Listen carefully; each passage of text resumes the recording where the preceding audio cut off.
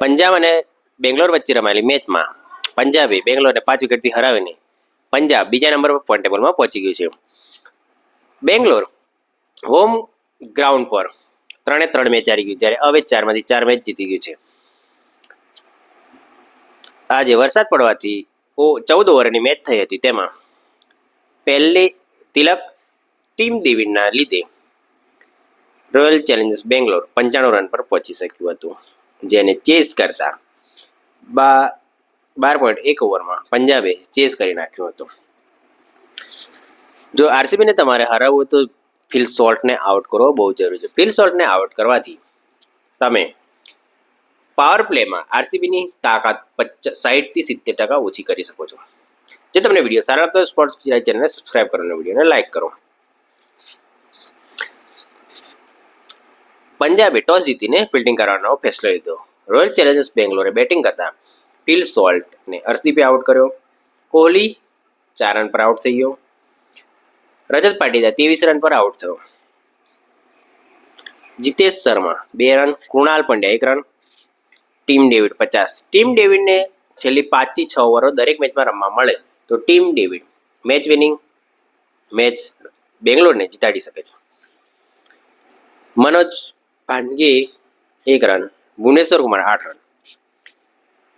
Punjab Kings 95 run 9 વિકેટે 14 ઓવરમાં કરી શક્યું, કારણ કે આજે વરસાદ પડવાથી 14 ઓવરની મેચ કરવાની હતી. એમાં 4 બોલરોને 3 ઓવર અને 1 બોલરને 2 ઓવર કરવામાં આવ્યું. હરદીપ સિંહે 3 ઓવરમાં 23 રન આપીને 2 વિકેટ લીધી. ઝેવિયર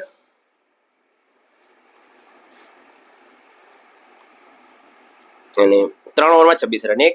માર્કો જેન્સન 3 ઓવરમાં 10 રન આપીને 2 વિકેટ લીધી. યુઝવેન્દ્ર ચહલ કોલકાતા સામેની મેચ પછી યુઝવેન્દ્ર ચહલે કોલકાતા સામેની મેચમાં 111 રનને ડિફેન્ડ કર્યા. તેમાં મહત્વપૂર્ણ ભૂમિકા ચહલનું સ્પેલ હતું, જે 4 વિકેટ લીધી હતી. આ મેચમાં ચહલે 2 વિકેટ લીધી. હરપ્રીત બ્રારને 2 ઓવરમાં 25 રન 2 વિકેટ. હરપ્રીત બ્રારને આગળ ઓવરો ખતમ કરી નાખવા જેવી હતી, જેથી આટલો બધો સ્કોર ના થઈ શક્યો હતો. ટીમ ડેવિડની 50ના કારણે આરસીબી 95 રન 9 વિકેટે પહોંચ્યું હતું. તેને ચેસ કરતા પાવર પ્લેમાં સારી શરૂઆત પછી પ્રિયાંશ આર્યન અને પ્રદસિમરન સિંહ આઉટ થઈ જવાથી ટીમ થોડી મુશ્કેલીમાં ફસાઈ હતી. સારું એવું સ્ટ્રાઇક રેટથી બેટિંગ કરતા હતા, પણ જલ્દી પૂરી કરવાના ચક્કરમાં પ્રિયાંશ આર્યા, પ્રદસિમરન સિંહ, શ્રેયસ અય્યરને હેઝલવુડનો જબરજસ્ત બાઉન્સર બોલથી આઉટ થઈ ગયો.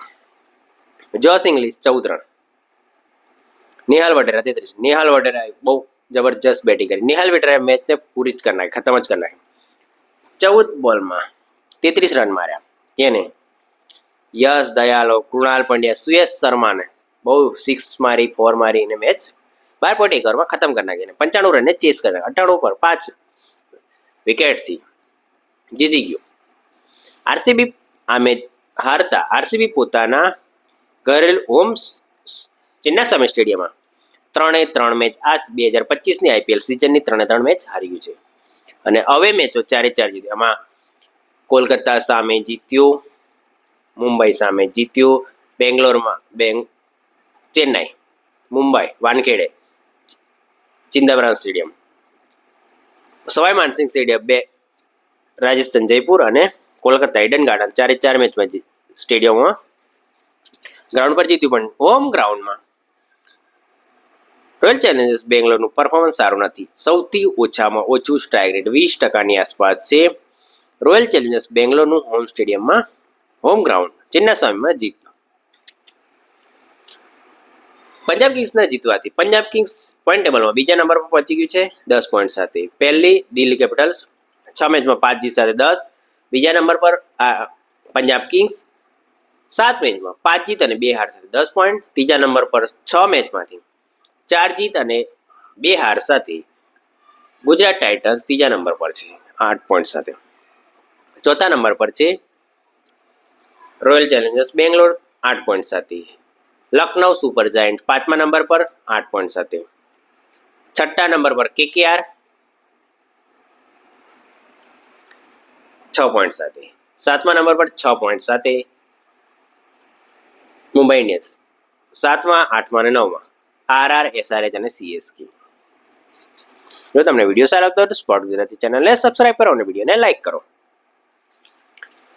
રોયલ ચેલેન્જર્સ બેંગ્લોરે પોતાની હોમ પિચો પર હોમ ગ્રાઉન્ડમાં પરફોર્મન્સ સુધારવું પડશે, નહીં તો પ્લે ઓફના ચાન્સ બહુ ઓછા થઈ જશે. કારણ કે જો અત્યારે 3 મેચ હારી ગયું છે, હજુ 4 મેચો રમવાની છે. એમાં એક હશે હમણાં હવે રવિવારે બપોરે પંજાબ કિંગ્સ અને રોયલ ચેલેન્જર્સ બેંગ્લોર વચ્ચે ન્યૂ ચંદીગઢના મલ્લાપુર સ્ટેડિયમમાં મેચ રમાશે. જો તમને વિડીયો સારા લાગતો હોય સ્પોર્ટ ગુજરાત ચેનલને સબસ્ક્રાઈબ કરો. હું તમારો હોસ્ટ આશિષ કુમાર બારિયા છું. સ્પોર્ટ ગુજરાત ચેનલના વિડીયો જોવા બદલ તમારો ખૂબ ખૂબ ધન્યવાદ.